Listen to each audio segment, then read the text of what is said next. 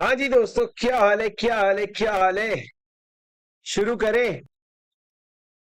फटाफट बताओ, शुरू करें। अच्छे से मारेंगे सर, ठीक है। चलो गाइस, फटाफट जो लोग यूट्यूब पे आ रखे हैं, फटाफट इस वीडियो को एक बार लाइक कर दो। जल्दी जल्दी जल्दी जल्दी लाइक कर दो ताकि मेरे को पता चल जाए, अटेंडेंस लग जाए।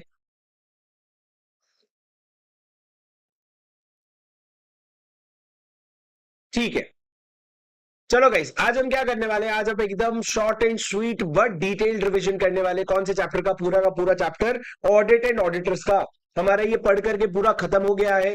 अगर आप लोग कोई नए लोग देख रहे हैं यूट्यूब पे, तो ये नोट्स जो है, ये आपको ये नोट्स जो है आप ये परचेज कर सकते हैं। पर सर, ऑडिट एंड ऑडिटर्स वाला चैप्टर पूरा का पूरा कोशिश करेंगे 1 घंटे के अंदर रिवाइज करने का, सारे इंपॉर्टेंट प्रोविजंस के साथ। सर, ये चैप्टर कौन से सेक्शन से शुरू होता है? और आप लोग मेरे साथ पूरा पार्टिसिपेट करेंगे। जो लोग अभी ये वीडियो देख रहे हैं वो लास्ट तक बैठे रहेंगे, कहीं भी नहीं जाएंगे, पूरा रिविजन करोगे दोस्तों।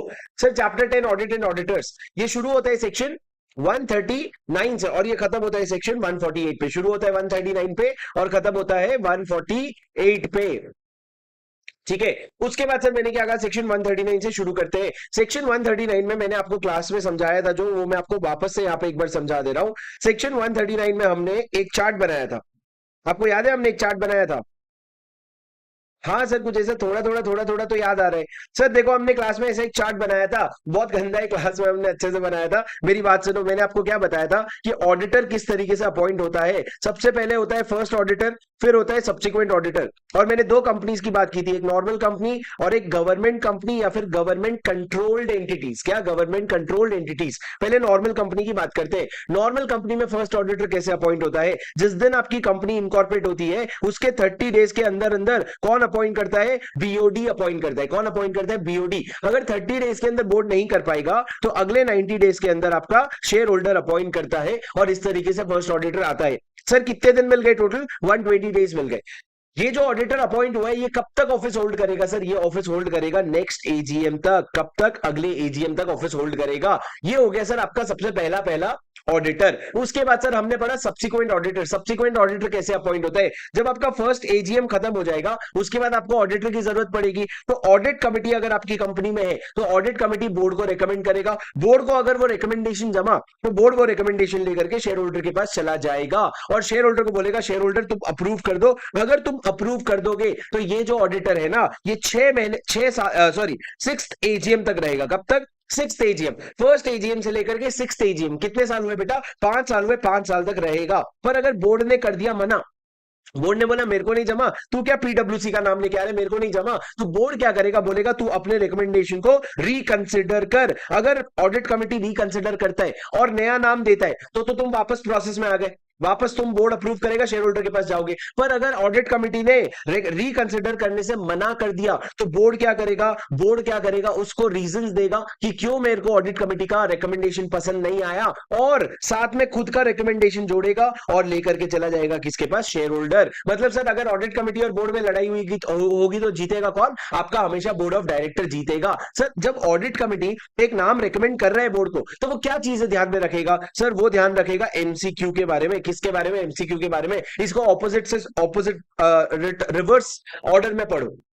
क्यों? क्या है? क्वालिफिकेशन। जो ऑडिटर है वो वेल क्वालिफाइड होना चाहिए, उसके पास प्रॉपर क्वालिफिकेशन और एक्सपर्टीज होनी चाहिए। उसके बाद सर सी, कमेंसरेट। जो क्वालिफिकेशन है वो आपके कंपनी के बिजनेस से कमेंसरेट भी होना चाहिए। एक ऑडिटर है जो 10 साल तक ट्रेडिंग वाले कंपनी का क्या कर रहा है? ऑडिट कर रहे हैं, और अब आप उसको उठा के बोल रहे हो भाई तू एक काम कर, मैन्युफैक्चरिंग वाले का ऑडिट कर ले। नहीं सर, नहीं चलेगा। और एम मतलब क्या? मिसकंडक्ट का, जो भी उसने उसके ऊपर कोई भी मिसकंडक्ट का प्रोसीडिंग नहीं चल रहा होना चाहिए।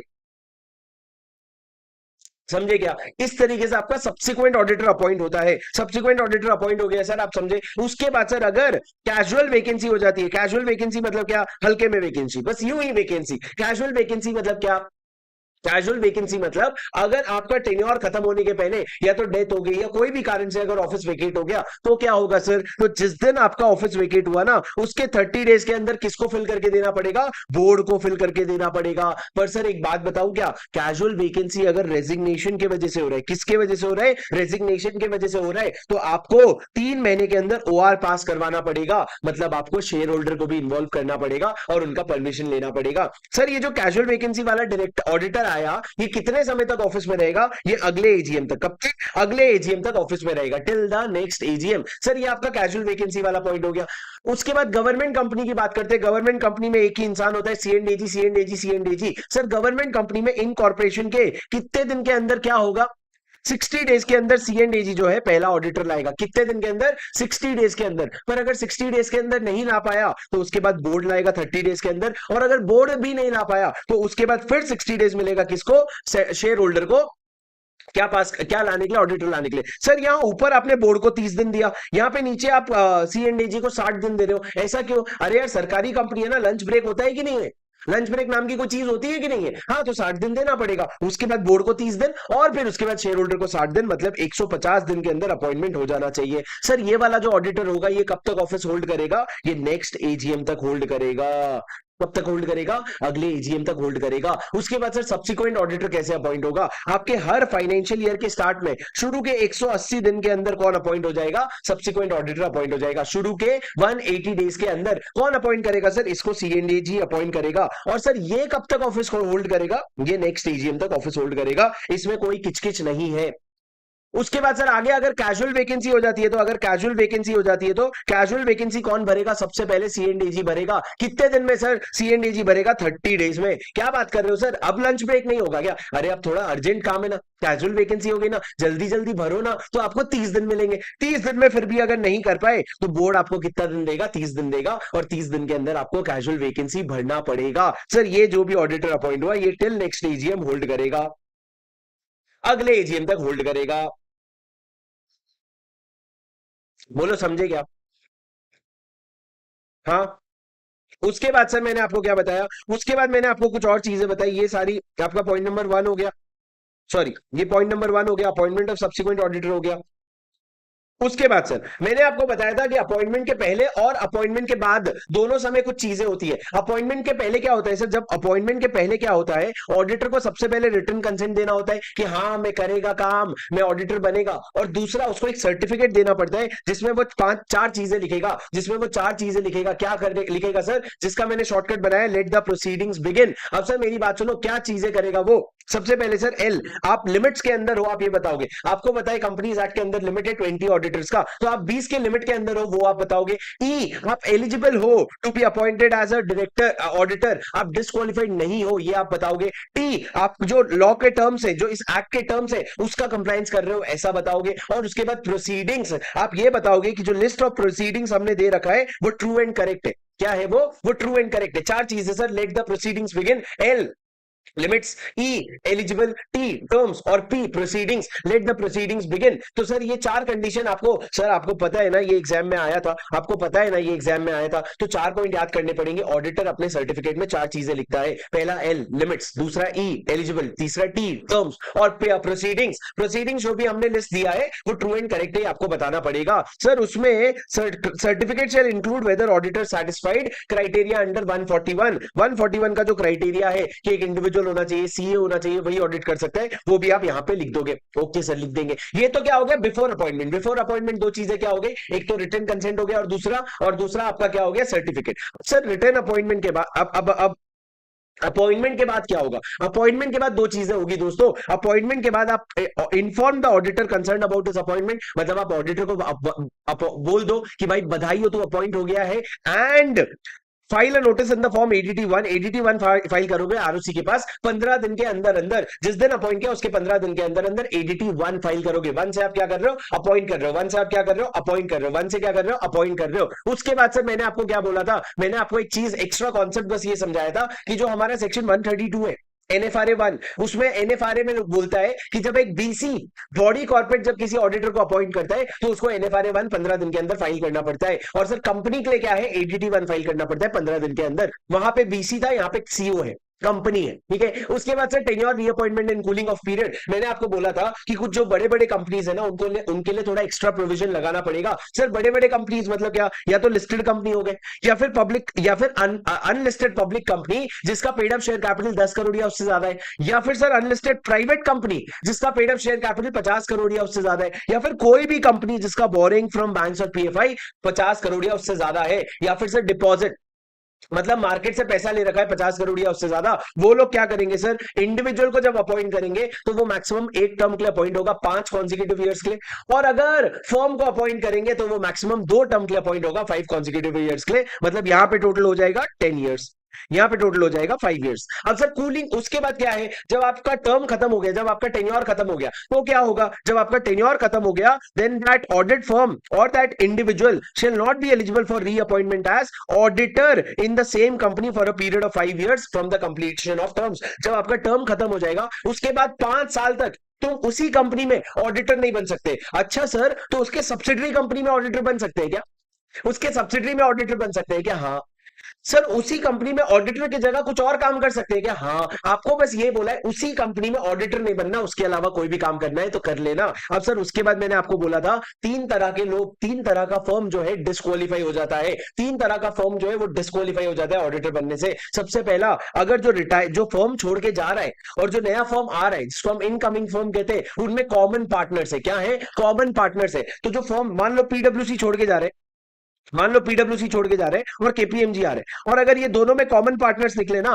तो पीडब्ल्यूसी तो 5 साल के लिए डिस्क्वालीफाइड था ही, आपका केपीएमजी भी 5 साल के कूलिंग पीरियड में चला जाएगा। उसके बाद सर दूसरा क्या है, आगे पढ़ते हैं सर। अब आप मेरे को एक बात बताओ, अच्छा मैं आगे का पॉइंट भी आपको कवर करवा देता हूं, और उसके अलावा अगर आप, हाँ, जो इनकमिंग ऑडिटर है, इनकमिंग ऑडिटर है, वो अगर सेम नेटवर्क फर्म का है, जैसे कि मैंने आपको बताया था ईएनवाई में एसआर बाटली बॉय है और भी इस तरह के फर्म्स है, तो अगर आप एक सेम नेटवर्क फर्म के होते हो ना, तो सारे जो फर्म्स है वो डिस्क्वालीफाई हो जाते हैं। सर सेम नेटवर्क मतलब क्या, आपका सेम ब्रांड नेम है, ट्रेड नेम है या कॉमन कंट्रोल है, same brand name BTC, brand name, trade name या कॉमन कंट्रोल, तो लॉ कहता है बेटा तुम लोग सब लोग क्या हो जाओगे, डिस्क्वालीफाई हो जाओगे। उसके बाद सर मैंने आपसे पूछा रिप्लेसमेंट कैसे होगा। मान लो अगर पीडब्ल्यूसी है, पीडब्ल्यूसी का टेन्योर खत्म हो गया, वो जा रहा है, अब नया केपीएमजी आ रहा है, तो वो कैसे होगा? तो सर वही प्रोसेस होगा जो नए ऑडिटर के अपॉइंटमेंट के लिए होता है। ऑडिट कमेटी इन्फॉर्म करेगी बोर्ड को, बोर्ड को ठीक लगा तो बोर्ड एसआर शेयर होल्डर के पास लेके जाएगा, नहीं ठीक लगा तो बोर्ड जो है रिकमेंड रिकंसिडर करने के लिए बोलेगा। वही सारी चीजें होती है। उसके बाद सर क्या आप ज्वाइंट ऑडिटर अपॉइंट कर सकते हो? हाँ जी हाँ, ज्वाइंट ऑडिटर बिल्कुल अपॉइंट कर सकते हो, पर मान लो आपने पीडब्ल्यूसी और केपीएमजी को ज्वाइंट ऑडिट करने बोला, तो बस इतना ध्यान रखना यार कि दोनों का रोटेशन एक ही साथ नहीं हो जा रहा है, दोनों का रोटेशन एक ही एजीएम में नहीं हो जा रहा है, दोनों में फर्क है। मान लो आज अगर पीडब्ल्यूसी रिटायर किया तो उसके अगले साल केपीएमजी रिटायर करे, दोनों का एक साथ रिटायरमेंट नहीं होना चाहिए, बस इतनी सी चीज का ध्यान रखना। Sir, break in the term of for 5 consecutive years shall be considered as fulfilling the requirement of rotation. Sir, मतलब क्या, अगर आपको मैंने अपॉइंट किया था एज एन ऑडिटर 5 साल के लिए, 3 महीने के बाद आपने, 3 साल के बाद आपने क्या कर दिया, रिजाइन कर दिया। 5 साल के लिए अपॉइंट किया था, 3 साल के बाद आपने रिजाइन कर दिया, उसके बाद 1 साल के बाद आप आके बोल रहे हो अरे यार मेरा वो 2 साल बचा था ना, वो दे देना मेरे को करने के लिए, तो लॉ बोलता है नहीं भैया, जब तूने एक बार रिजाइन कर दिया ना, तो भले 3 साल हुए होंगे पर तेरा एक टर्म मान लिया जाएगा, बिकॉज एक टर्म अप टू 5 इयर्स है, तो 3 साल के बाद चला गया वो तेरी गलती थी। उसके बाद सर अगर कोई पार्टनर है जो वहां पे साइन करता था, who is in charge of audit firm and who also certifies the financial statement, अगर वो रिटायर करके किसी और फर्म में ज्वाइन कर लेता है ना, तो वो अदर फर्म भी जो है वो भी इनएलिजिबल हो जाती है। मतलब अगर एक पार्टनर छोड़ के जा रहा है तो वो अकेले नहीं जाता, अपने साथ साथ क्या लेके जाता है, अपने साथ साथ डिस्क्वालिफिकेशन भी लेकर के जाता है। समझे क्या सर? उसके बाद मैंने आपको एक प्रोविजन बताया था, मैंने आपको ये बताया था कि ये प्रोविजन आया था 2014 में, और हमने अचानक से बोला अब से तुम मैक्सिमम क्या कर सकते हो, 5 साल के लिए या 10 साल के लिए ऑडिट कर सकते हो। तो उस समय जितने भी फर्म्स थे जो 20-20 साल से ऑडिट कर रहे थे, उनको एक ट्रांजिशन पीरियड दिया गया, कितने समय का, 3 साल का। बोले 3 साल तक मैक्सिमम अब और तुम कर सकते हो, उससे ज्यादा तुम मत नहीं कर सकते। मतलब 2014 को हमने बोला तुम्हारे जितने भी क्लाइंट्स है ना, तुम्हारे जितने भी क्लाइंट्स है, या तो तुम उनका 3 साल तक ऑडिट करोगे, या फिर जो एक्चुअल पीरियड बचा है विच ever is lower, which ever is lower. तो तुम समझ रहे हो ना, मतलब अगर डेलॉइट है, डेलॉइट रिलायंस का ऑडिट कर रहा है और वो 10 साल से ऑडिट कर रहा है, तो 10 साल तो ऑलरेडी खत्म हो गए ना, हमने बोला चल फ्री का 3 साल रख ले। पर पर नहीं सर, एक्चुअली 3 इयर्स और actual period which ever is higher होगा, 3 इयर्स और actual period which ever is higher. तुम लोग भी ना क्या कर रहे हो, मिनिमम 3 साल तो हम तुमको दे रहे हैं ना, कर लो, करना है तो 3 साल। तो ट्रांजिशन पीरियड क्या है सर, अगर आपके पास, अगर आपने 7 साल तक ऑडिट कर ली तो अब आपके पास 3 साल और बचे। अगर आपने 8 साल तक ऑडिट कर ली फिर भी हम आपको 3 साल और देंगे। क्यों? क्योंकि हम चाहते 3 साल तक तुमको मिल जाए ये सदमा को सहने के लिए। तो सर 3 इयर्स और actual period which ever is higher है, ध्यान रखना। समझे क्या सर? उसके बाद rotation of partners internally in an audit firm. मेरी बात प्लीज ध्यान से सुनना। कभी कभी शेयर होल्डर को इतनी चुल होती है, वो क्या करेंगे पता है? वो बोलेंगे जाकर के रेजोल्यूशन पास करके कि हम चाहते हैं हमारे ऑडिटर्स का इंटरनल रोटेशन हो। मतलब क्या? अगर डेलोइट है उसमें 10 पार्टनर है तो एक साल एक पार्टनर करे, दूसरे साल दूसरा पार्टनर करे, इस तरह का इंटरनल रोटेशन भी मांग सकते हैं। देखो सर, शेयर होल्डर है, उनके पैसे लगे, उनके बाप की कंपनी है, उनके बाप की भी छोड़ो, उनकी खुद की कंपनी है, तो वो तो कुछ भी मांग सकते हैं। और दूसरा, मेरी बात प्लीज ध्यान से सुनना, the audit shall be conducted by more than one auditor. ऐसा भी बोल सकते हैं कि जॉइंट ऑडिट करवाओ। तो दो अलग अलग बातें सर। पहली बात ये कर रहे हैं कि फर्म के अंदर इंटरनल रोटेशन होगा, और दूसरी बात ये कर रहे हैं कि जॉइंट ऑडिट भी मांग सकते हैं। समझे? उसके बाद sir subsequent auditor in case of government company, ये तीनों आपका हो गया है। कैजुअल वैकेंसी आपका हो गया है। री अपॉइंटमेंट ऑफ रिटायरिंग डायरेक्टर। अच्छा सुनो, अगर एक फर्म है, रिटायरिंग ऑडिटर, अगर एक फर्म है, फर्म का टेन्योर 10 साल का था, ठीक है, first term second term, first term जब खत्म हो गया तो आप उसको सेकंड टर्म के लिए रीअपॉइंट करोगे। तो जब आप सेकंड टर्म के लिए रीअपॉइंट कर रहे हो ना, तो तीन चीजों का ध्यान रख लेना। सबसे पहला, इज नॉट डिस्क्वालिफाइड, वो फर्म कहीं डिस्क्वालीफाई तो नहीं हो गया। दूसरा, he has not been given notice of unwillingness, कहीं उसने सामने से लिख के तो नहीं दे दिया जा जा मेरे को तेरी कंपनी में ऑडिटर नहीं बनना है। और तीसरा, कहीं ऐसा तो स्पेशल रेजोल्यूशन नहीं पास हुआ है ना जहां तुम बोल रहे हो कि किसी और फर्म को ऑडिटर बनाना है, या प्रोवाइडेड एक्सप्रेसली दैट ही और ही शेल नॉट बी रीअपॉइंटेड। मतलब आपने क्या बोला? या तो हमको नया ऑडिटर चाहिए, या फिर आपने एक्सप्रेसली ये बोला कि जो ये ऑडिटर है ना, ये हमको नहीं चाहिए। अगर ऐसी चीजें हो रही है तो आप उनको रीअपॉइंट नहीं कर सकते, वरना आप रीअपॉइंट कर सकते हो। सर क्या आप रिटायरिंग डायरेक्टर को रीअपॉइंट कर सकते हो? हाँ, अगर वो डिस्क्वालीफाइड नहीं है, अगर उसने अपना अनविलिंगनेस लिख करके नहीं दिया है, और तीसरा एसआर पास नहीं हुआ है जहां पे आपने बोला कि कोई और ऑडिटर अपॉइंट करे या उस वाले ऑडिटर को अपॉइंट ना करे, मतलब उसके खिलाफ कोई भी नहीं जा रहा है ना, तो आप उसको अपॉइंट कर सकते हो। समझे? सर अगर एजीएम में ऑडिटर अपॉइंट या रीअपॉइंट नहीं हुआ तो जो एग्जिस्टिंग ऑडिटर है ना, वो कंटिन्यू करेगा। सर अगर उसका टर्म खत्म हो गया, मतलब 2 कॉन्सेक्यूटिव ईयर खत्म हो गया, फिर भी करेगा क्या? हाँ सर, फिर भी करेगा, क्योंकि ऑडिटर ही नहीं आया है ना दूसरा। और सर सुनो, उसके अलावा आपको पेनल्टी तो लगी जाएगी। उसके बाद सर मैंने आपको क्या बोला, बस इतना ही है। सर क्या एक ऑडिटर जो है, क्या ये ऑडिटर जो है, क्या वो 4 साल के लिए अपॉइंट हो सकता है? नहीं सर, अगर आप ऑडिटर अपॉइंट कर रहे हो तो उसको 5 साल के लिए अपॉइंट करोगे। पर सर क्या 5 साल खत्म होने के पहले ऑडिटर छोड़ के जा सकता है? बिल्कुल हाँ, वो बिल्कुल हो सकता है। सर क्या एक ऑडिट फर्म इंटरनल ऑडिटर बन सकती है कूलिंग ऑफ पीरियड के दौरान? मतलब डेलोइट जो है वो रिलायंस का काम करता था, अब रिलायंस का ऑडिटर का टेन्योर खत्म हो गया। सर डेलोइट बोल रहे हैं चल मैं ऑडिटर तो नहीं बन सकता, एक काम करता हूं इंटरनल ऑडिटर बन जाता हूं। क्या तुम बन सकते हो? हाँ। क्यों? लॉ में ये लिखा है कि you shall not be reappointed as auditor in the same company. अच्छा, ऑडिटर नहीं बन सकते तो कुछ भी बन सकते हैं उसके अलावा। समझे?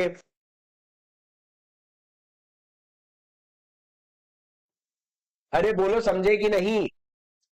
हाँ सर, बहुत बड़ा सेक्शन था ये, याद हुआ तुमको? सर अब सेकंड पार्ट में मूव करते हैं। मेरी बात ध्यान से सुनना दोस्तों। दोस्तों अब सर बात करते हैं सेक्शन 140 की, रिमूवल, रेजिग्नेशन और नोटिस। ये मैं आपको चार्ट फॉर्म में ही पढ़ा देता हूं। दोस्तों देखो, मैंने आपको क्लास में ये बताया था कि रिमूवल, रेजिग्नेशन और नोटिस की क्या 3 पार्ट्स हैं। ये देखो सर, ऑडिटर हो गया। प्लीज मेरी बात ध्यान से सुनना, आप नोट से भी पढ़ सकते हो, यहां से भी पढ़ सकते हो। एक बार कॉन्सेप्ट समझ लो तो आपको नोट से पढ़ते बन जाएगा। मेरी बात सुनो सर, ऑडिटर जो है उसको रिमूव भी कर सकते हो आप, रिजाइन भी कर सकता है वो। रिमूव मतलब क्या? हमने धक्का मार के निकाल दिया। रेजिग्नेशन मतलब क्या? वो बोलता है तू क्या निकालेगा, मैं खुद ही छोड़ के जा रहा हूं। सर पहले रिमूवल की बात करते हैं, ध्यान से सोचना। अगर अगर अगर टाटा मोटर्स अगर कह रहा है, मेरा जो ऑडिटर है, मेरा ऑडिटर कौन था टाटा मोटर्स का? ई एंड वाई था। तो अगर टाटा मोटर्स कह रहा है कि मैं ई एंड वाई को निकालना चाहता हूं, तो कैसे निकालेगा सर? 3 तरीके हैं, या तो बोर्ड निकाल सकता है, या फिर शेयर होल्डर निकाल सकते हैं, या फिर ट्राइब्यूनल भी निकाल सकते हैं। सर बोर्ड कैसे निकालेगा? बोर्ड को अगर निकालना है तो सबसे पहले बोर्ड रेजोल्यूशन पास करेगा। बोर्ड रेजोल्यूशन पास होने के 30 डेज के अंदर अंदर आप सेंट्रल गवर्नमेंट के अप्रूवल के लिए चले जाओगे। सर सेंट्रल गवर्नमेंट का अप्रूवल कौन से फॉर्म में मांगोगे? एडीटी टू क्यों सर? टू निकल उसको निकालने के लिए आप बोल रहे हो एडीटी टू में सेंट्रल गवर्नमेंट का अप्रूवल लोगे। उसके 60 डेज के अंदर अंदर जैसे ही अप्रूवल आ जाएगा तो आप शेयर होल्डर के पास स्पेशल रेजोल्यूशन पास करवा के क्या करोगे? उसको निकाल दोगे।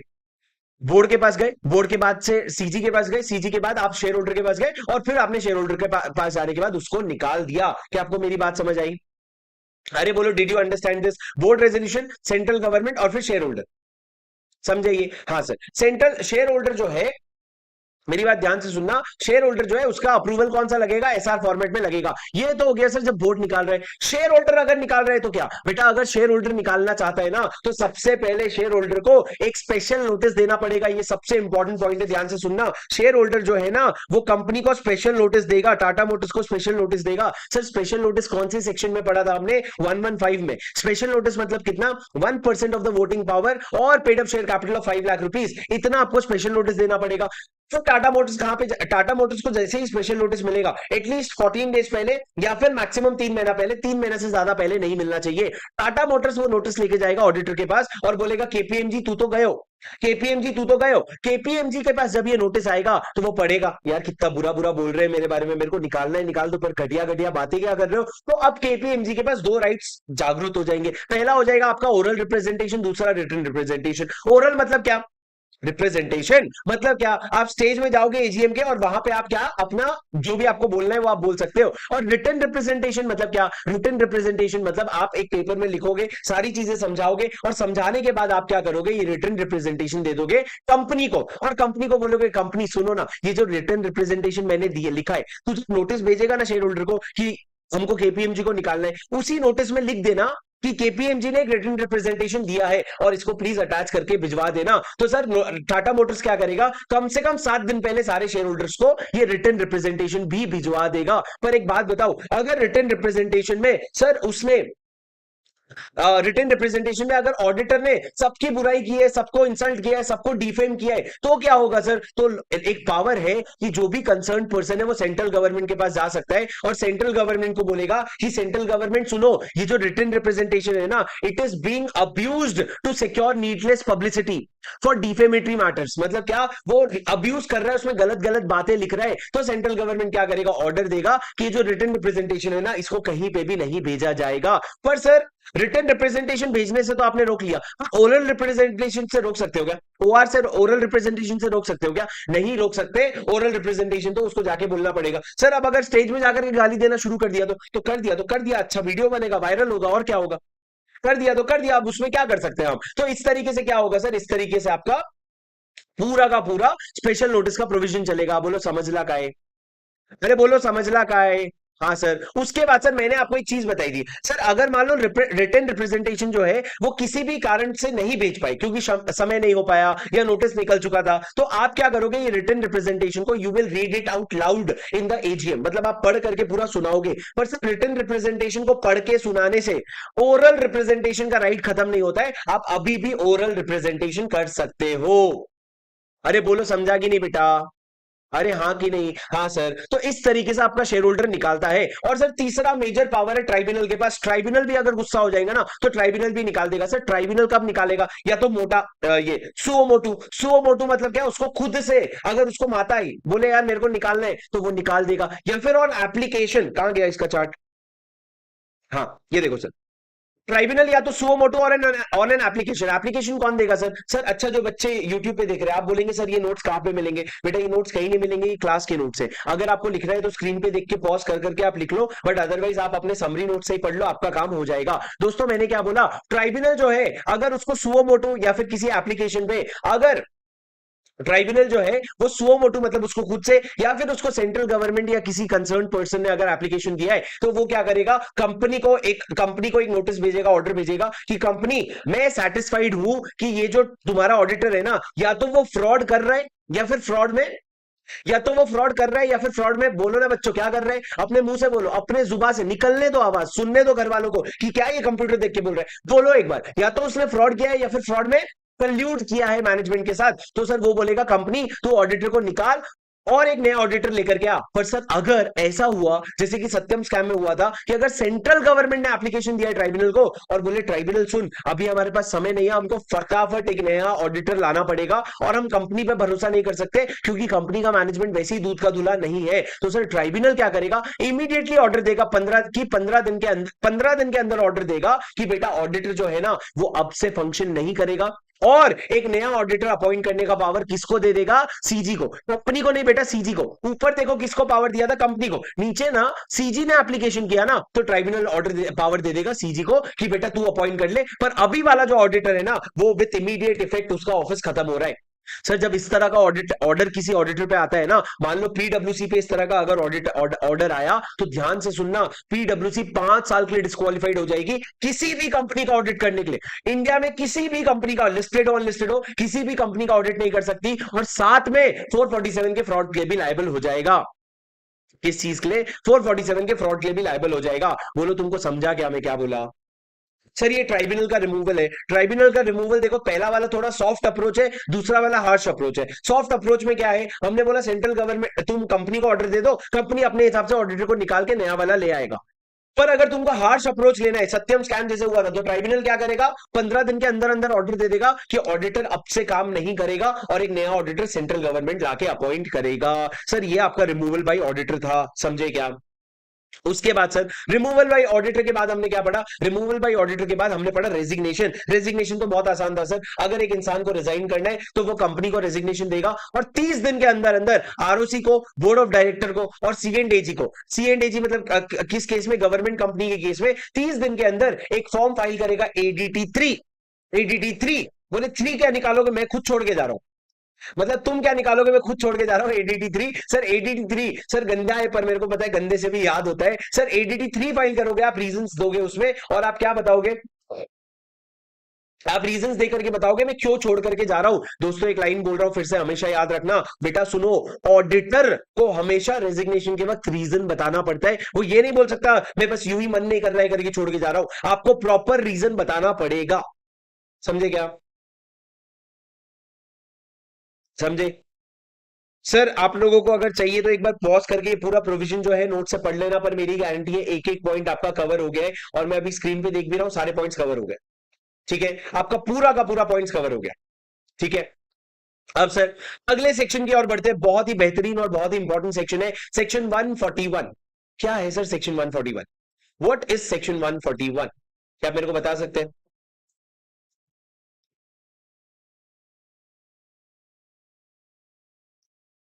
सर सेक्शन 141 है eligibility, qualification and disqualification. Sir चलो जरा लिख करके देखते हैं, लिख पाएंगे क्या? सर सेक्शन 141 क्या है? मेरी बात ध्यान से सुनना। सेक्शन 141 क्या है? मेरी बात एकदम ध्यान से सुनना। वन 141 क्या है? 141 ये कहता है, दो चीजों के बारे में बात करता है कि कब आप एलिजिबल हो। दो चीजों के बारे में बात करता है, पहला कब आप एलिजिबल हो और दूसरा कब आप डिस्क्वालीफाई होते हो। पहला कब आप एलिजिबल हो और दूसरा कब आप डिस्क्वालीफाई होते हो। क्या लाइन बनाया है भाई, क्या लाइन मारा है, मैं देख रहे हो तुम? ऐसा लाइन कभी मारा है तुमने? ओ भाई साहब, मेरे को लगा कितना सीधा लाइन मारा हूं मैं। चलो सुनो सुनो, मैंने क्या बोला सर? एलिजिबिलिटी और डिस्क्वालिफिकेशन। एलिजिबिलिटी के बारे में सुनो, कोई भी इंसान अगर ऑडिटर बनना चाहता है ना, तो सबसे पहले उसको सी इंडिविजुअल है अगर, इंडिविजुअल है अगर, तो उसको सीए रहना पड़ेगा। और अगर फर्म है तो फर्म में मेजॉरिटी जो है ना, मेजॉरिटी, मेजॉरिटी के majority CA in practice in India होने चाहिए। इंडिया के प्रैक्टिसिंग सीए होने चाहिए। और सर जब ये फर्म अपॉइंट भी होगा ना, तो साइन कौन करेगा? वही इंसान जो सीए है वो साइन करेगा। और इस तरीके से आपको एलिजिबल होना पड़ेगा, मतलब सीए हो गए। सर कॉस्ट अकाउंटेंट या कंपनी सेक्रेटरी नहीं चलेगा। सर डिस्क्वालिफिकेशन क्या क्या है मेरे साथ याद करो। सर सबसे पहला पॉइंट ये था कि कोई भी बीसी नहीं कर सकता ऑडिट, मतलब बॉडी कॉर्पोरेट ऑडिट नहीं कर सकता। पर सर उसमें एलएलपी को इंक्लूड मत करना। मतलब क्या? एलएलपी वैसे तो बॉडी कॉर्पोरेट है, पर एलएलपी जो है वो ऑडिट कर सकता है। उसके बाद सर मेरी बात ध्यान से सुनना, सेकंड पॉइंट क्या है? अरे सुनो, सेकंड पॉइंट क्या है? कोई भी कंपनी का, हमारे कंपनी का कोई भी ऑफिसर या एम्प्लॉय अगर है ना, तो वो भी क्या नहीं कर सकता? ऑडिटर नहीं बन सकता। तीसरा, जो हमारा ऑफिसर और एम्प्लॉय था, उसका कोई पार्टनर या एम्प्लॉय है ना, तो वो भी ऑडिटर नहीं बन सकता। सर ऑफिसर और एम्प्लॉय का एक एग्जाम्पल दो। जैसे अगर मैं रिलायंस के कॉन्टेक्स्ट में बात करूं, तो मुकेश अंबानी हो गए ऑफिसर।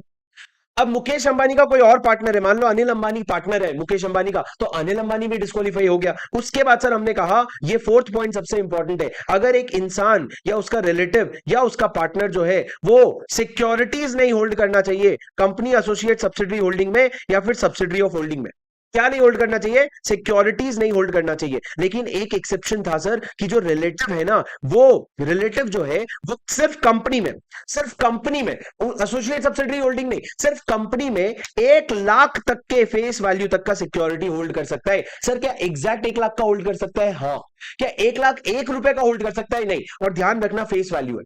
पर सर मान लो अगर मैं ऑडिटर अपॉइंट हो गया और उसके बाद मेरे किसी रिलेटिव ने 1 लाख से ज्यादा शेयर होल्ड कर लिया, तो सर करेक्टिव एक्शन लेने के लिए आपको 60 डेज का टाइम दिया जाएगा। 60 डेज के अंदर आपको माहौल ठीक करना पड़ेगा, वरना 60 डेज के बाद आप जो हो ना, आपकी ऑफिस खाली हो गई मान ली जाएगी, वेकेट हो गई मान ली जाएगी, और उसको हम बोलेंगे कैजुअल वेकेंसी। उसके बाद सर मैंने कहा, क्या कहा, यही सेम लोग जो है ये इनडेटेड नहीं होने चाहिए to the company, associate, subsidiary holding और सब्सिडरी ऑफ होल्डिंग।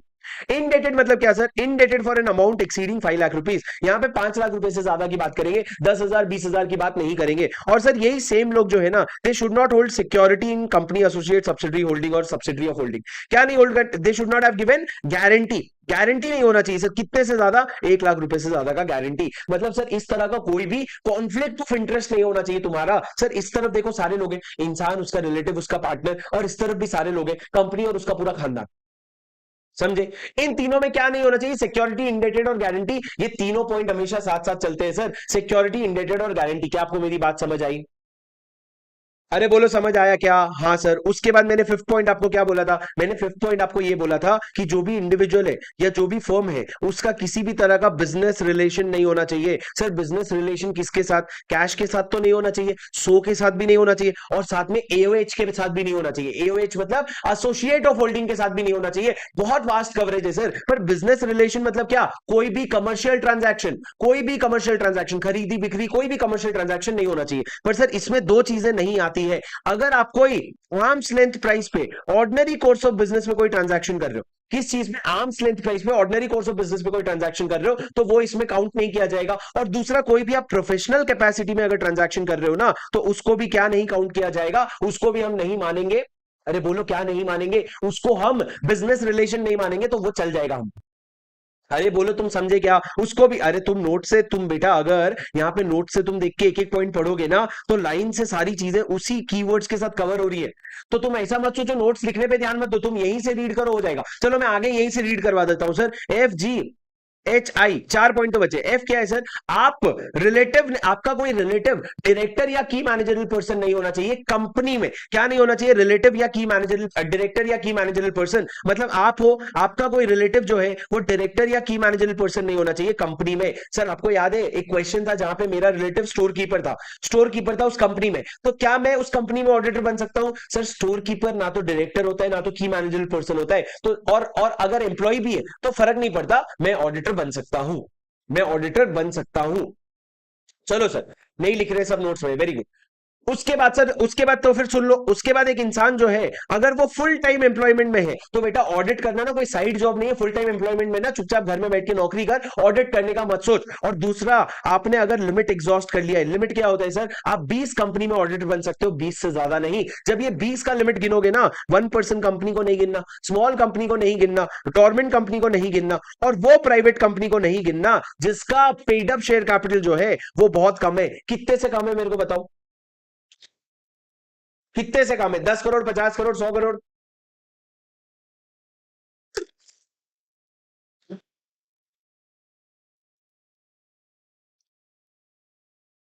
तुम नहीं बोलोगे तो मैं किसके लिए पढ़ा रहा हूं यार फिर दोस्तों?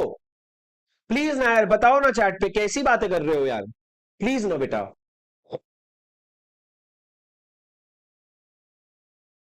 सर नेहा नालायक, ध्यान दो थोड़ा कम से कम। और अगर कम से कम याद नहीं आ रहा है तो ऐसा खोल करके देख लो, 10 करोड़ लिख देते हो फट से कम थोड़ा देख तो लो बेटा।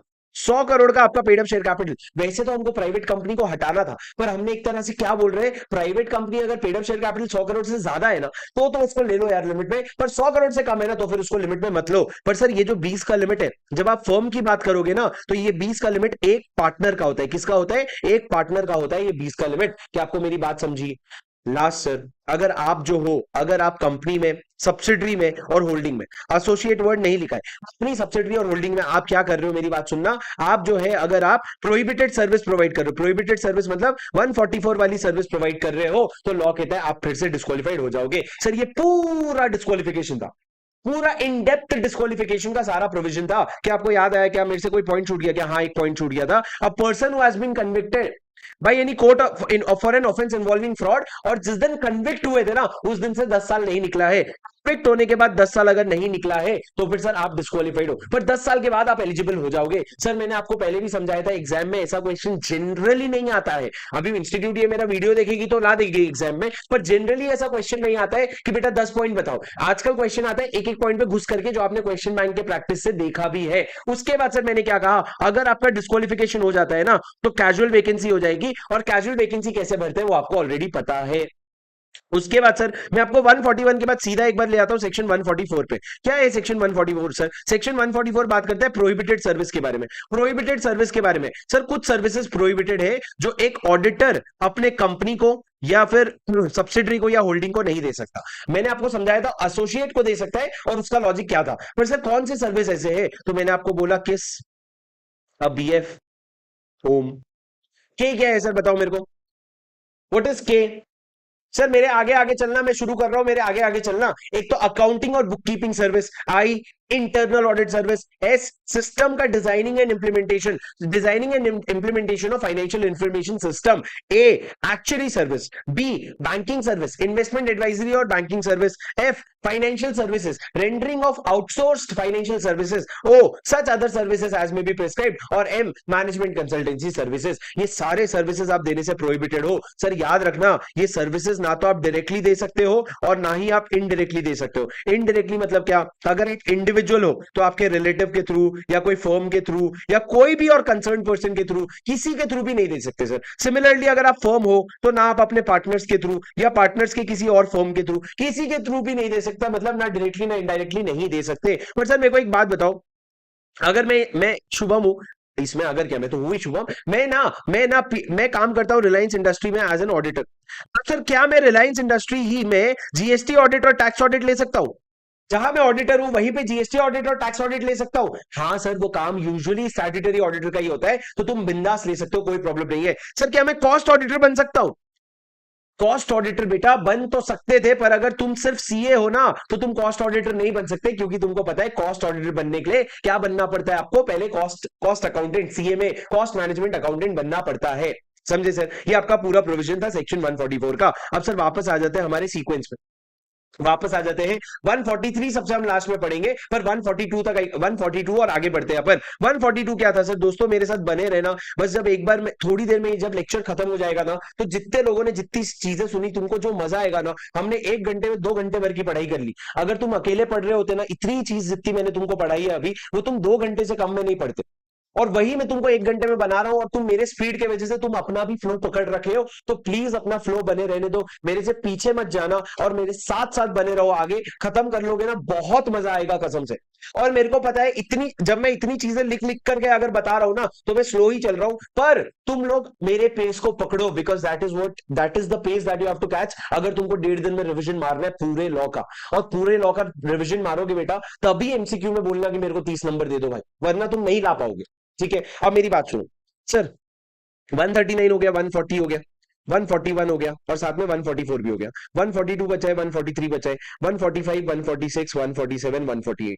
देखो सर एक एक करके खत्म करते हैं। 147 क्या कहते हैं, 142 क्या कहते हैं? रेम्यूनरेशन। सिंपल सी बात है सर, रेम्यूनरेशन जो है ना, ऑडिटर को पेबल होगा। रेम्यूनरेशन में आप क्या क्या इंक्लूड करोगे? जो फीस दे रहे हो वो तो इंक्लूड करोगे, लेकिन जो एक्सपेंसेस, एडिशनल एक्सपेंसेस है ना, उसको भी रेम्यूनरेशन में मानोगे। पर सर अगर उसी ऑडिटर को आप किसी अदर कैपेसिटी में पैसा दे रहे हो, कोई और कैपेसिटी में, मतलब जैसे आप ऑडिटर की फीस दे रहे हो, साथ में टैक्स ऑडिट की भी फीस दे रहे हो, तो टैक्स ऑडिटर की फीस को रेम्यूनरेशन में मत इंक्लूड करना, वो अलग है। स्टैट्यूटरी ऑडिटर का रेम्यूनरेशन अलग होता है। अब सर फीस भी ऐड करोगे और एक्सपेंसेस भी ऐड करोगे, ये आपका रेम्यूनरेशन का प्रोविजन हो गया। देखो सर रेम्यूनरेशन के प्रोविजन में क्या लिखा है,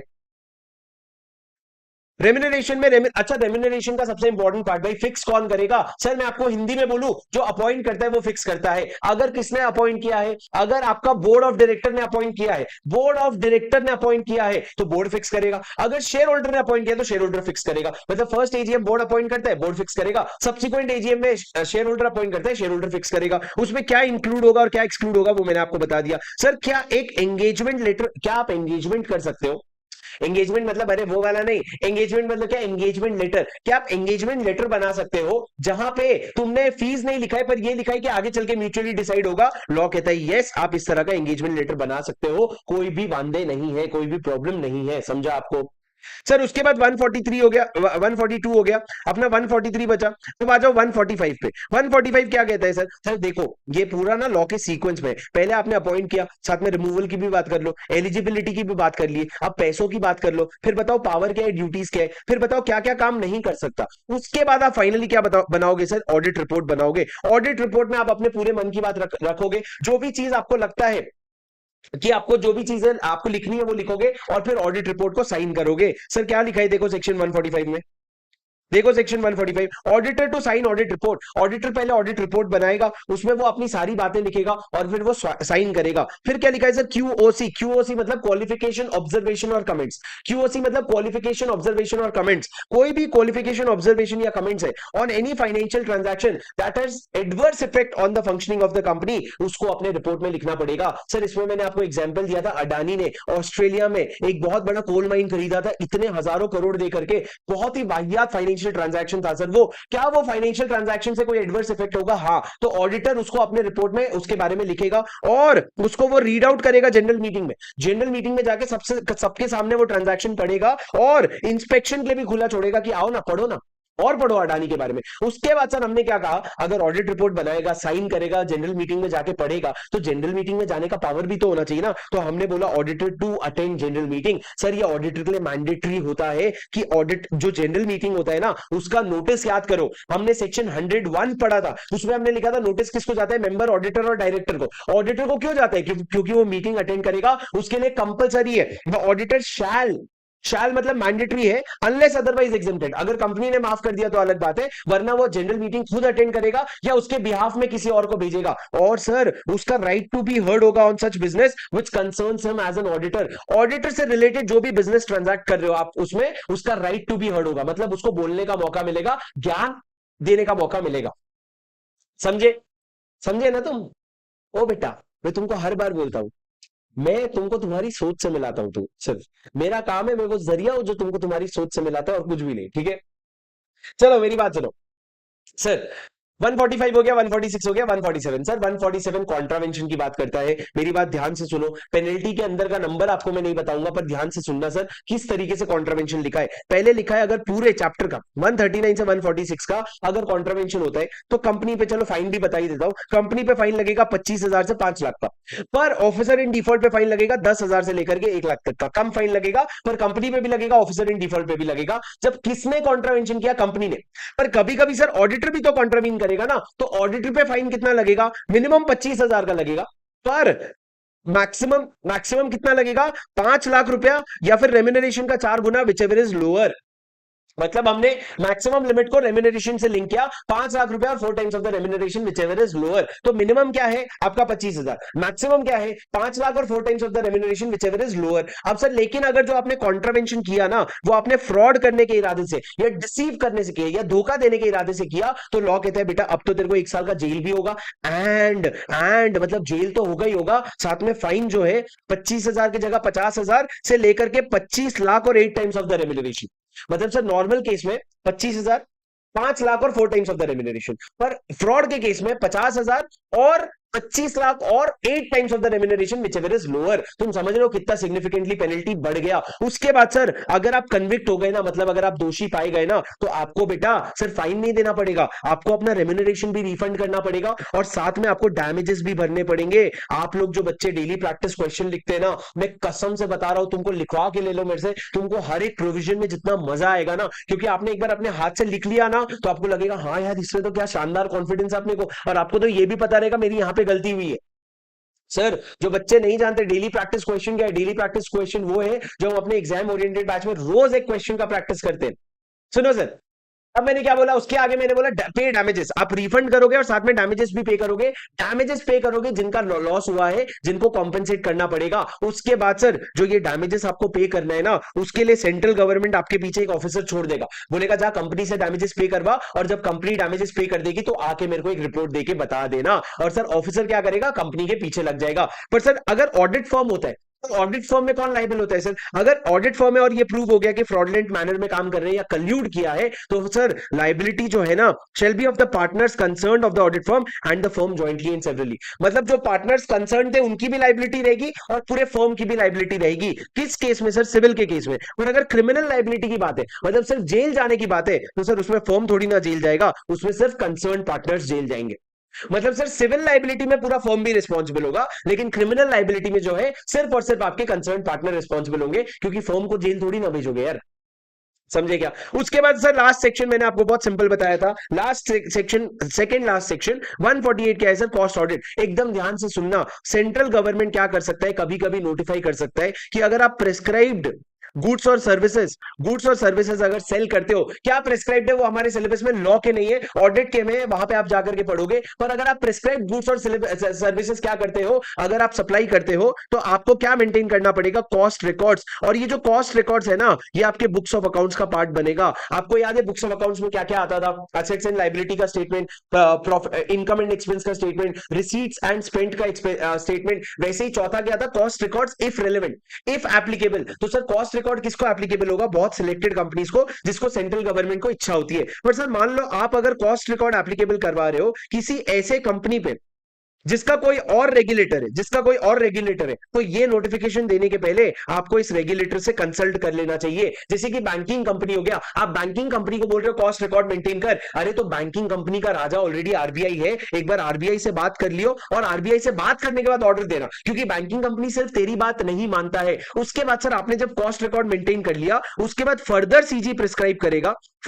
प्रिस्क्राइब करेगा कि अगर आपका नेटवर्थ एक लिमिट के ज्यादा जा रहा है या टर्नओवर अगर एक लिमिट के ज्यादा जा रहा है, तो आपको क्या करवाना पड़ेगा? कॉस्ट ऑडिट भी करवाना पड़ेगा। सर देखो दुनिया में अगर इतने सारे कंपनीज हैं, तो इतने सारे क्या मेंटेन करते हैं? Cost record. और उसमें से इतने सारे क्या करते हैं? कॉस्ट रिकॉर्ड का ऑडिट करवाते हैं, depending on the net worth and turnover. अब सर सवाल ये, कॉस्ट ऑडिट करेगा कौन, उसको अपॉइंट कौन करेगा और उसका रेम्युनरेशन क्या होगा? सर कॉस्ट ऑडिट करेगा कॉस्ट ऑडिटर। कॉस्ट ऑडिटर कौन होगा सर? ये होगा सीए, या मैं बोल लू CMA, cost management account. CA को हम कॉस्ट ऑडिट नहीं करने देंगे। क्यों? तूने मेरे को स्टैट्यूटरी ऑडिट करने दिया? तू मेरे को करने दिया नहीं ना, तो कॉस्ट ऑडिट मैं ही करेगा, तू नहीं करेगा। उसके बाद सर सीएमए बनेगा। सीएमए मतलब कौन सर? जो institute of cost accountant of India, वाला जो सीएमए है। उसके बाद मेरी बात सुनो दोस्तों, सर उसको आईसीएमएआई नहीं कहते, उसको भी वैसे आईसीएआई ही कहते हैं, पर वो कॉस्ट अकाउंटेंट वाला है। सर ये अपॉइंट कैसे होगा कॉस्ट ऑडिटर? तो सर देखो, अगर कंपनी में ऑडिट कमेटी है, तो ऑडिट कमेटी जाएगी बोर्ड के पास और बोर्ड को बोलेगी बोर्ड तू अपॉइंट कर दे, तो बोर्ड अपॉइंट कर देगा और उसका रेम्युनरेशन डिसाइड कर लेगा। पर सर ये जो रेम्युनरेशन डिसाइड हुआ ना, ये शेयर होल्डर अप्रूव करेगा। पर सर अगर ऑडिट कमेटी नहीं है, तो बोर्ड खुद ही अपॉइंट कर देगा और रेम्युनरेशन डिसाइड कर लेगा। और ये जो रेम्युनरेशन है ना, आप जाकर के शेयर होल्डर से अप्रूव करवा लेना। मतलब सर आपको शेयर होल्डर का इंटरवेंशन सिर्फ और सिर्फ रेम्युनरेशन के लिए चाहिए। अपॉइंट कौन होगा, कॉस्ट ऑडिटर कौन होगा, वो कौन डिसाइड करेगा? बोर्ड खुद डिसाइड करेगा, उसमें शेयर होल्डर की कोई जरूरत नहीं है। समझे? हाँ सर, सीएमए ने जाकर के सीए को क्या बोला? टीटीएमएम, स्टैट्यूटरी ऑडिटर तू तेरा, कॉस्ट ऑडिटर मैं मेरा। अब मेरी बात सुनो सर, मेरी बात प्लीज ध्यान से सुनना। आपने सेंट्रल गवर्नमेंट को क्या किया? इंटीमेट कर दिया कि सेंट्रल गवर्नमेंट, सॉरी आपने शेयर होल्डर को इंटीमेट कर दिया कि इतनी सैलरी होगी। अब मेरी बात सुनो सर, रिपोर्ट का क्या होगा? अब कॉस्ट ऑडिटर जो है वो ऑडिट करेगा, ऑडिट करने के बाद वो क्या करेगा? एक रिपोर्ट बना के देगा। अब सर ये जो रिपोर्ट बना के देगा ना, ये सबसे पहले बोर्ड को देगा। बोर्ड के पास जैसे ही ये रिपोर्ट आएगा, 30 डेज के अंदर बोर्ड ये रिपोर्ट लेकर के चला जाएगा सीएनडीजी के पास। किसके पास? सीएनडीजी नहीं बेटा, सीजी के पास। मैं क्यों कंफ्यूज हुआ? सीजी के पास, सीजी के पास। सर सीजी के भी आप में किसके पास जाएगा वो अपन देखेंगे, पर आप सीजी के पास चले जाओगे और सीजी के पास जाओगे 30 दिन के अंदर अंदर। मेरी बात सुनो, मेरी बात प्लीज ध्यान से सुनो। सर बोर्ड कैसा क्या लेके जाएगा? ये जो रिपोर्ट उसको मिला है वो लेके जाएगा। और अगर रिपोर्ट में कोई क्वालिफिकेशन, ऑब्जर्वेशन या रिमार्क्स है, कोई भी तरह का क्वालिफिकेशन है तो ये क्वालिफिकेशन का पूरा इंफॉर्मेशन और पूरा एक्सप्लेनेशन देगा और फिर लेकर के जाएगा सीजी के पास। अब जब आप जाओगे तो सीजी को ऐसा और फर्दर इंफॉर्मेशन और एक्सप्लेनेशन की जरूरत पड़ सकती है तो वो मांगेगा और आपको वो प्रोवाइड करना पड़ेगा। तो ये चलता रहेगा सर। पर एक बात ध्यान रखो सर, कॉस्ट ऑडिट आप शेयर होल्डर के लिए नहीं करवा रहे हो, स्टैट्यूटरी और ऑडिट आप किसके लिए करवाते हो, शेयर होल्डर के लिए। पर कॉस्ट ऑडिट आप सीजी के कहने पे करवा रहे हो तो रिपोर्ट सीजी को दे दो, वो खुश रहेगा, बात खत्म। समझे? और सर अगर आपने कोई कॉन्ट्रावेंशन किया, डिफॉल्ट किया इस सेक्शन के अंदर तो आपको पेनल्टी लगेगी। कंपनी और ऑफिसर इन डिफॉल्ट 147 में लायबल होंगे और ऑडिटर जो है वो 147 सबसेक्शन 2 में, मतलब जहां नॉर्मल ऑडिटर लायबल होता है वहीं पे स्टैट्यूटरी ऑडिटर भी लायबल होगा। समझे क्या? कोई पॉइंट छूटा गया? नहीं सर। चलो सर आगे बढ़ते हैं। सर अब आपके last section for the day और इससे आपका पूरा चैप्टर खत्म हो जाएगा दोस्तों। एक बार सेक्शन 143 सुन के देखना क्या मजा आती है। सर 143 में हम बात करने वाले power and duties of auditor. किसकी बात करने वाले? Power and duties of auditor. सबसे पहले सर मैं इसको पार्ट्स में स्प्लिट करता हूं, सुनते जाना। सर सबसे पहले बात करते हैं पावर ऑफ ऑडिटर की। क्या पावर होता है सर ऑडिटर का? ऑडिटर का पावर होता है कि वो सारे बुक्स ऑफ अकाउंट्स को क्या कर सकता है? एक्सेस कर सकता है। सारे बुक्स ऑफ अकाउंट्स को एक्सेस कर सकता है। सर वो ऑफिसर और एम्प्लॉय से जो भी इंफॉर्मेशन चाहे मांग सकता है। और तो और सुनो, वो ना बुक्स ऑफ अकाउंट्स अपने सब्सिडरी कंपनी का और एसोसिएट कंपनी का भी एक्सेस कर सकता है, लेकिन सिर्फ उतना ही एक्सेस कर सकता है जितना कंसोलिडेशन के लिए नीडेड है। जितना कंसोलिडेशन के लिए नीडेड है। ये 3 पावर है आपके ऑडिटर का। क्या 3 पावर है? एक्सेस करे बुक्स ऑफ अकाउंट्स, ऑफिसर और एम्प्लॉय को से इंफॉर्मेशन मांग सकता है, और बुक्स ऑफ अकाउंट्स जो सब्सिडरी और एसोसिएट का है उसको भी एक्सेस कर सकता है, पर सिर्फ उतना जितना कंसोलिडेशन के लिए नीडेड है।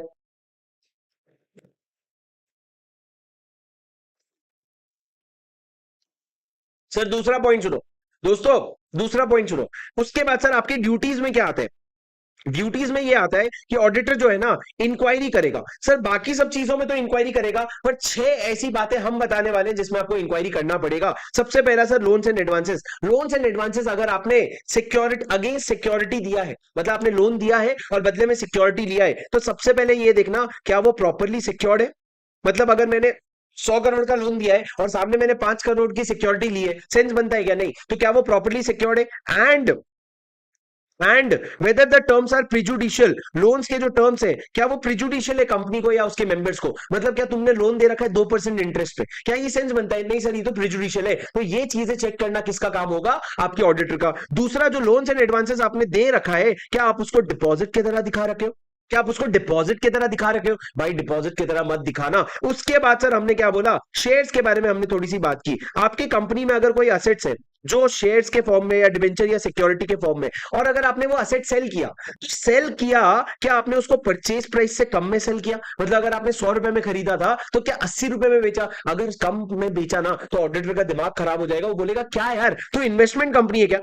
तो इन्वेस्टमेंट कंपनी है क्या? तेरा काम है क्या इन्वेस्टमेंट कंपनी इन्वेस्ट करना? क्या तू बैंकिंग कंपनी है क्या? नहीं ना। अगर तेरा काम रोज रोज का इन्वेस्टमेंट का नहीं है तो फिर तू क्यों लॉस में इन्वेस्टमेंट कर रहा है? जो भी मैं उस पर इंक्वायरी करूंगा और इंक्वायरी करके मैं अपने शेयर होल्डर को बताऊंगा। पर अगर इन्वेस्टमेंट कंपनी है या बैंकिंग कंपनी है ना तो फिर ये वाला इंक्वायरी मैं नहीं करूंगा। उसके बाद सर आप अगर ये बोल रहे हो कि इस साल हमने शेयर कैपिटल इशू किया फॉर कैश, कैश लेकर के हमने शेयर कैपिटल इशू किया, तो आप ये चेक करो क्या कैश एक्चुअल में रिसीव हुआ था। और अगर कैश एक्चुअल में रिसीव नहीं हुआ तो भैया तुम थरथरा जाओगे, अंदर से पूरा हिल जाओगे कि जो बैलेंस शीट मेरे को दिया गया है क्या वो सही में ट्रू है? क्या वो सही में फेयर है? क्या मैं उस पर रिलाई कर सकता हूं? You will question the reliability of the balance sheet that you have received. सिर्फ अंशिका पढ़ रही है, बाकी बच्चे सो रहे हैं, सिर्फ अंशिका पढ़ रही है।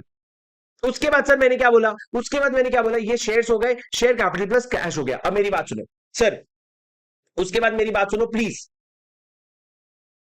सर ये तो शेयर्स के 2 पॉइंट हो गए। और लास्ट पॉइंट सर जो बुक एंट्रीज से रिलेटेड है, क्या आपने जो मियर बुक एंट्रीज है, मतलब जैसे कि आपका रीवैल्यूएशन एंट्री हो गया, क्या वो प्रिजुडिशियल है? मतलब आपने जबरदस्ती का रीवैल्यूएशन एंट्री पास कर दिया, क्या वो प्रिजुडिशियल है? और लास्ट सर, क्या आप अपने पर्सनल एक्सपेंस को रेवेन्यू अकाउंट में हिट मार रहे हो? मतलब क्या आप अपने एक्सपेंसेस को कंपनी का एक्सपेंसेस दिखा रहे हो? ये 6 कॉमन प्रॉब्लम्स होते हैं सर इंडस्ट्री में, और हमने ऑडिटर को बोला ऑडिटर तेरी ये ड्यूटी है ये 6 चीजों को एकदम ढंग से ठोकना। मैं 6 चीजों को याद करने के पर्सपेक्टिव से मैंने 3 पार्ट में डिवाइड कर दिया। पहला लोन्स एंड एडवांसेस, दूसरा शेयर्स, और तीसरा बुक्स, ये बुक एंट्रीज।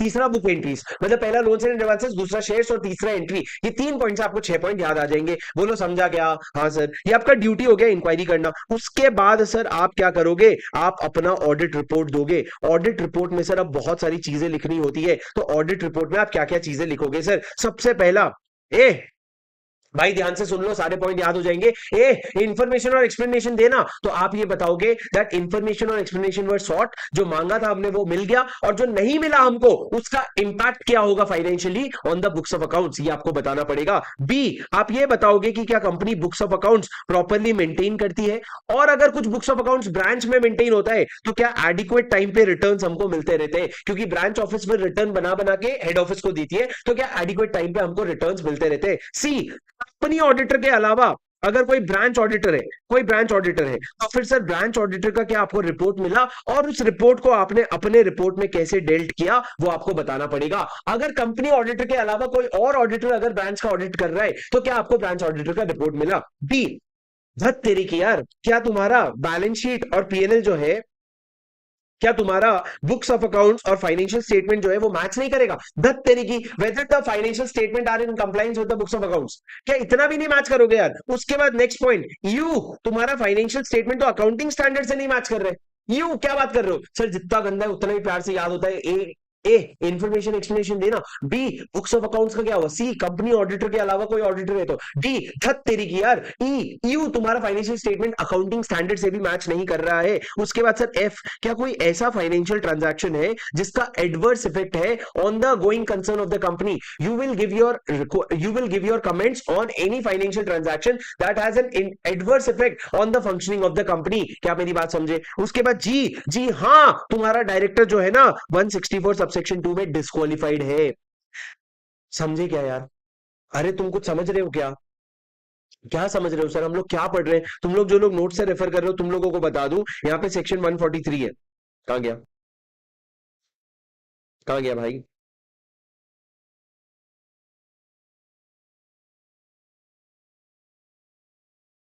कहां गया? हाँ ये रहा 143। पहले हमने पावर पढ़ा, फिर हम इंक्वायरी पढ़ रहे हैं, और अब हम पढ़ रहे हैं क्या? ऑडिट रिपोर्ट के बारे में पढ़ लेंगे, पर अब हम क्या पढ़ रहे हैं? ऑडिट रिपोर्ट में क्या लिखेगा। तो सर मैंने आपको क्या बोला? जी, जी हाँ, 164 में आपका ऑडिटर्स डिस्क्वालिफाइड है। एच क्या था सर? एच था हद है यार, तुम लोग जो है बुक्स ऑफ अकाउंट्स ढंग से मेंटेन नहीं कर रहे हो। ढंग से बुक्स ऑफ अकाउंट्स नहीं मेंटेन करोगे ना, तो बहुत सारे पॉइंट्स है सर, क्वालिफिकेशन, ऑब्जर्वेशन और remarks with regard to maintenance of the books of accounts. I, आपका जो इंटरनल फाइनेंशियल कंट्रोल है, क्या डिजाइन इंप्लीमेंटली है, और क्या वो डिजाइन प्रॉपर्ली, और क्या उसको इंप्लीमेंट प्रॉपर्ली कर रखा है हमने। और उसके बाद J sir, such other matters as may be prescribed. ये सारी बातें आपको कहां पे लिखनी पड़ेगी? ये सारी बातें आपको ऑडिट रिपोर्ट में लिखनी पड़ेगी। पर दोस्तों एक पॉइंट सुन लो, एक पॉइंट सुन लो दोस्तों, ये मैंने आपको क्लास में, एग्जाम ओरिएंटेड वाली क्लास में नहीं बता पाया मैं शायद। आप अगर जब इंटरनल फाइनेंशियल कंट्रोल से रिलेटेड रिपोर्टिंग कर रहे हो ना, तो ये जो रिपोर्टिंग है ये अप्लाई नहीं होगा वो प्राइवेट कंपनी को जो या तो ओपीसी है, या फिर वो प्राइवेट कंपनी जिसका टर्नओवर 50 करोड़ से कम है एंड बोरोइंग 25 करोड़ से कम है। मतलब सर छोटी प्राइवेट कंपनी है, या तो 1% कंपनी या स्मॉल कंपनी है, या फिर वो कंपनी जिसका टर्नओवर 50 करोड़ से कम और बोरिंग 25 करोड़ से कम है, एंड वर्ड यूज किया है सर, तो आपको आईएफसी पे रिपोर्ट नहीं देना पड़ेगा। उसके अलावा सर आपको बाकी मैटर्स पे भी रिपोर्ट देना पड़ेगा। बेटा ये बाकी मैटर्स तुम लोग खुद से रीड मार लेना, कोई रॉकेट साइंस नहीं है, बाकी मैटर्स आप प्लीज खुद से रीड मार लेना।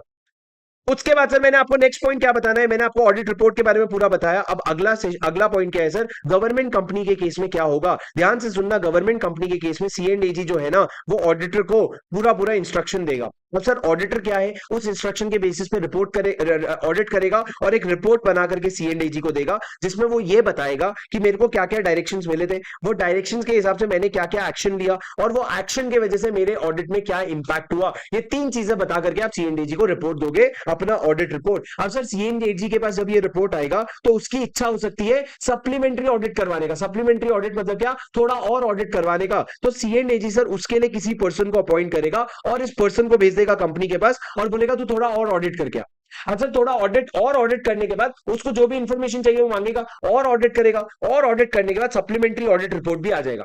तो आपका original audit report, supplementary audit report, और इन दोनों पे सीएनडीजी का खुद का कमेंट्स भी ऐड होगा, और सीएनडीजी का खुद का कमेंट्स ऐड होने के बाद ये तीनों चीजें जो है ना, जो भी एंटाइटल्ड मेंबर्स है, मतलब जितने भी शेयर होल्डर्स हैं उनको भेजा जाएगा, और अगर किसी को इंस्पेक्शन करना है तो उसके लिए भी ओपन करवाया जाएगा। किसी को अगर इंस्पेक्शन करना है तो इंस्पेक्शन कर सकता है, और हर एंटाइटल मेंबर को भेजा जाएगा। साथ में सर गवर्नमेंट कंपनी में कभी कभी सीएनडीजी जो है वो टेस्ट ऑडिट भी बोल सकता है। टेस्ट ऑडिट मतलब क्या सर, जैसे अपना एग्जाम में सरप्राइज टेस्ट होता है ना, वैसे ये सरप्राइज ऑडिट है। सीएनडीजी क्या करेगा, सीधा किसी कंपनी को बोलेगा बेटा तेरा टेस्ट ऑडिट होगा, और वो कंपनी को टेस्ट ऑडिट करवाना पड़ेगा। समझे सर? समझे क्या? हाँ सर, ये पूरा आपका गवर्नमेंट कंपनी का प्रोविजन था सर। आगे बढ़ते बढ़ते हैं, आगे आपका एक ब्रांच, ब्रांच की बात है सर। सर मेरे को एक बात बताओ, क्या कंपनी के बहुत सारे ब्रांचेस हो सकते हैं? हाँ। सवाल ये है ब्रांच का ऑडिट कौन करेगा? डिपेंड करता है ब्रांच इंडिया में है कि ब्रांच आउटसाइड इंडिया है। आपको पता है ना सर, आउटसाइड इंडिया अगर कोई ब्रांच है तो आप आउटसाइड इंडिया भी बुक्स ऑफ अकाउंट्स मेंटेन कर सकते हो। सर अगर इंडिया में ब्रांच है ना, तो ऑडिट या तो हमारे कंपनी का कंपनी ऑडिटर करेगा, मतलब जो मेन मेन कंपनी का ऑडिट कर रहे हैं या तो वही ऑडिट कर देगा, या फिर आप क्या करोगे, इंडिया के कोई और ऑडिटर, कोई और ऑडिटर जो ऑडिट करने के लिए एलिजिबल है इंडिया में, उसको आप अपॉइंट करोगे। मतलब कोई भी सीए, जैसे कि आप देखते हो बैंक्स के बहुत सारे ऑडिट होते हैं, बैंक्स के इतने सारे छोटे छोटे ब्रांचेस होते हैं कि हर ब्रांच का ऑडिट कंपनी ऑडिटर नहीं कर सकता, तो वो क्या करते हैं, छोटे छोटे और ऑडिटर अपॉइंट करते हैं। पर सर अगर ब्रांच इंडिया के बाहर है ना, तो या तो कंपनी ऑडिटर खुद कर लेवे, जो भी इंडिया का ऑडिटर है वो कर लेवे, या फिर वहां के लॉ के हिसाब से, मान लो अगर यूएस में ब्रांच है तो यूएस के लॉ के हिसाब से, वहां के लॉ के हिसाब से जो भी बंदा ऑडिट करने के लिए एलिजिबल है ना, वो ऑडिट करेगा। मतलब इंडिया का सीए जाके ऑडिट नहीं करेगा, यूएस के लॉ के हिसाब से जो ऑडिट कर सकता है वो ऑडिटर ऑडिटर बनेगा। सर ये ब्रांच ऑडिट का प्रोविजन है, बोलो समझा क्या?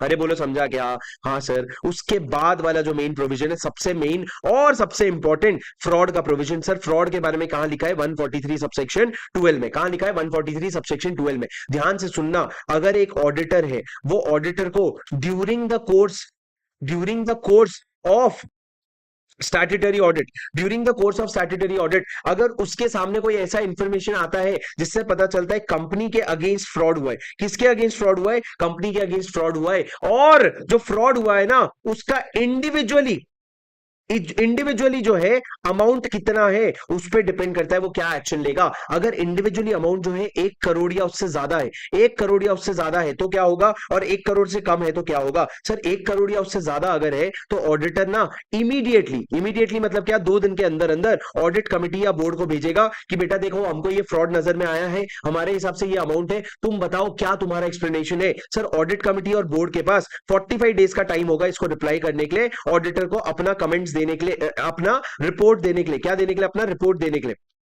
या फिर मैं ये बोलूंगा रिमार्क्स देने के लिए। ऑडिटर ने दिया रिपोर्ट फ्रॉड का, सामने वाले ने दिया रिमार्क्स। अब सर अगर 45 डेज के अंदर रिप्लाई आ गया ना, तो ऑडिटर क्या करेगा, अपना खुद का रिपोर्ट और जो ये रिमार्क्स आया वो, और इस रिमार्क्स पे जो उसका खुद का और कमेंट्स है, ये तीनों चीजें मिला करके किसको भेज देगा? एमसी ए के पास, एमसीए के पास, मिनिस्ट्री ऑफ कॉर्पोरेट अफेयर्स के पास। मिनिस्ट्री ऑफ कॉर्पोरेट अफेयर्स में कौन सर? सेक्रेटरी के पास भेज देगा। कितने दिन के अंदर? 15 दिन के अंदर। जैसे ही कमेंट, जैसे ही रिमार्क्स आए ना, उसके 15 दिन के अंदर अंदर भेज देगा। मतलब मैक्सिमम कितना दिन हो गया सर? ये 2 दिन, ये 45 डेज और ये 15 दिन, मतलब मैक्सिमम 62 डेज के अंदर अंदर आप सेंट्रल गवर्नमेंट यानी कि मिनिस्ट्री के पास पहुंच गए। कैसे भेजोगे सर? या तो रजिस्टर्ड पोस्ट एक्नॉलेजमेंट ड्यू से भेज देना, या फिर स्पीड पोस्ट से भेज देना। कैसे भेज देना? स्पीड पोस्ट से भेज देना, लेकिन इसके साथ साथ ना एक फॉलो अप ईमेल भी भेज देना।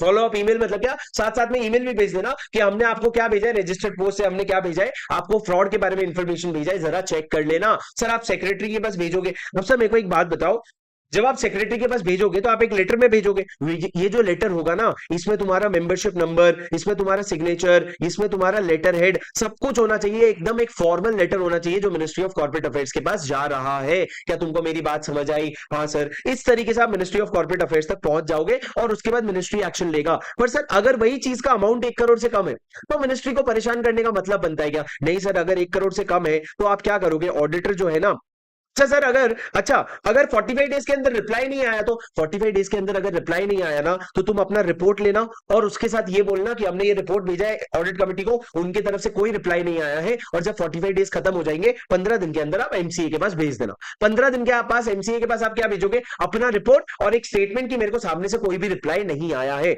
उसके बाद सर, लेकिन अगर 1 करोड़ से कम का अमाउंट है तो ऑडिटर क्या करेगा? ऑडिटर उसको जाएगा, सबसे पहले ऑडिट कमेटी और बोर्ड को बताएगा। कितने दिन के अंदर सर? 2 दिन के अंदर, इमीडिएटली। अब यहां पे आप 3 चीजें बताओगे, नैप, नैप क्या sir? N, nature of fraud, किस तरह का फ्रॉड मेरे को पकड़ में आया है, उसका अमाउंट मेरे हिसाब से अप्रोक्सीमेटली क्या है, और कौन कौन से पर्सन इन्वॉल्व है। अब सर क्योंकि 1 करोड़ से कम का अमाउंट है ना, तो सीजी को परेशान करने का मतलब नहीं बनता, तो लॉ कहता है बेटा तू ना इस पे एक्शन ले, और तेरे को ना अपने बोर्ड रिपोर्ट में डालना पड़ेगा। किसमें? बोर्ड रिपोर्ट में, जो सबको ही बहुत इंपॉर्टेंट होता है और पढ़ते हैं, वहां पे तेरे को डालना पड़ेगा कि हमारे कंपनी में एक फ्रॉड हाईलाइट किया था हमारे स्टैट्यूटरी ऑडिटर ने, उसका नेचर ये था, उसका अमाउंट ये था, और अगर सर आपने कोई रेमेडियल एक्शन लिया, रेमेडियल एक्शन मतलब क्या, कोई करेक्टिव एक्शन लिया, तो रेमेडियल एक्शन ले लेना, लिख देना। पर अगर तुमने रेमेडियल एक्शन नहीं लिया है ना, तो तुमको लिखना पड़ेगा कौन से पर्सन इन्वॉल्व थे, कौन से पर्सन इन्वॉल्व थे। फॉर एग्जाम्पल सर, अगर अडानी की कंपनी में गौतम अडानी के ऊपर फ्रॉड रिपोर्ट हुआ, तो अगर गौतम अडानी को तुमने निकाल दिया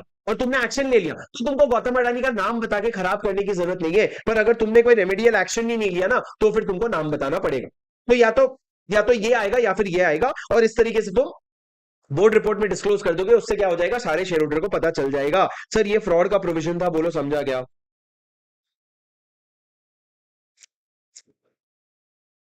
अच्छा सर, जो ये फ्रॉड का रिपोर्ट आप एमसीए को भेजोगे, ये कौन से फॉर्म में भेजोगे? एडीटी 4 फॉर्म में भेजोगे, एडीटी 4 फॉर्म में भेजोगे। अब सर मैं आपको बता दूं, ये जो फ्रॉड का प्रोविजन जो स्टैट्यूटरी ऑडिटर को लगता है ना, वही म्यूटेटिस म्यूटेंडिस कॉस्ट ऑडिटर और सेक्टोरियल ऑडिटर को भी, सेक्रेटेरियल ऑडिटर को भी अप्लाई हो जाएगा। कॉस्ट ऑडिटर मतलब जो सीएमए है, और सेक्रेटेरियल ऑडिटर जो सीएस है, वो भी अगर अपने ऑडिट के दौरान कोई फ्रॉड मिलता है उनको, तो ये ऊपर का पूरा प्रोविजन अप्लाई करना पड़ेगा। सर अगर आप फ्रॉड को रिपोर्ट कर रहे हो, तो आपके ऊपर कोई, अगर आप गुड फेथ में अगर रिपोर्ट कर रहे हो, तो आपके ऊपर कोई कॉन्फिडेंशियलिटी का कॉन्ट्रावेंशन नहीं लगा सकता। क्या नहीं लगा सकता? कॉन्फिडेंशियलिटी का कॉन्ट्रावेंशन मतलब क्या? No duty of the auditor shall be regarded as contravene by reason of his reporting the matter if it is done in good faith. और सर अगर आपने अपना काम ढंग से नहीं किया, आपने अगर फ्रॉड रिपोर्ट नहीं किया, तो सर लिस्टेड कंपनी के केस में ऑडिटर को 5 लाख रुपए की पेनल्टी लगेगी, और अदर कंपनी के केस में 1 लाख की।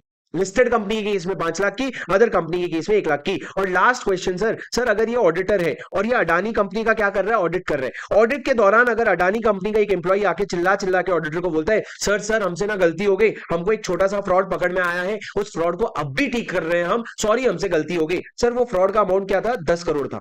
कितना था? 10 करोड़। मेरे को एक बात बताओ, क्या ऑडिटर जाकर के एमसीए में रिपोर्ट करेगा? सर क्या ऑडिटर जाके एमसीए में रिपोर्ट करेगा?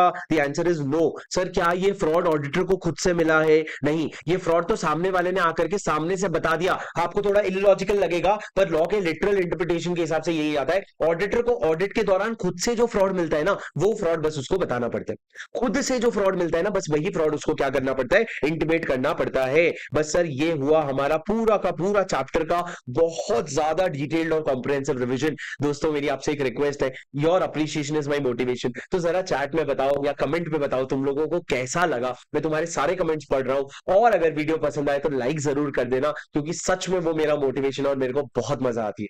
ठीक है? ठीक है गाइस, इसके साथ अपना चैप्टर 10 का पूरा रिवीजन होता है समाप्त, संपूर्ण। ठीक है?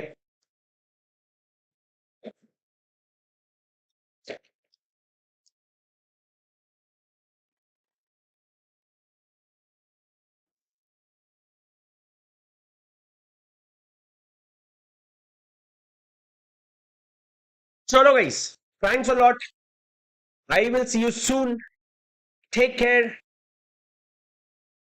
गुरु प्रसाद, अब ये लास्ट वाला पॉइंट सुन लो, कि अगर यहां पे फ्रॉड सामने से मैनेजमेंट ने आके बताया, तो ऑडिटर को एमसीए को बताने की जरूरत नहीं है। जरूरत नहीं है मतलब क्या? 143(12) तुमको फोर्स नहीं करता है, पर तुम जाके बताना चाहो तो तुमको कोई रोक नहीं सकता।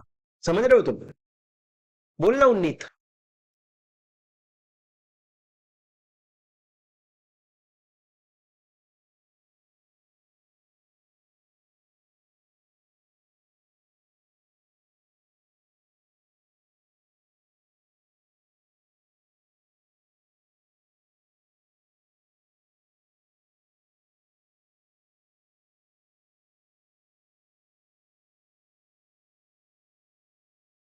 करवा देंगे, उसका टेंशन मत लो। पहले बाकी तो बहुत छोटे छोटे हैं, वो मैं करवा दूंगा, बिल्कुल भी टेंशन मत लो।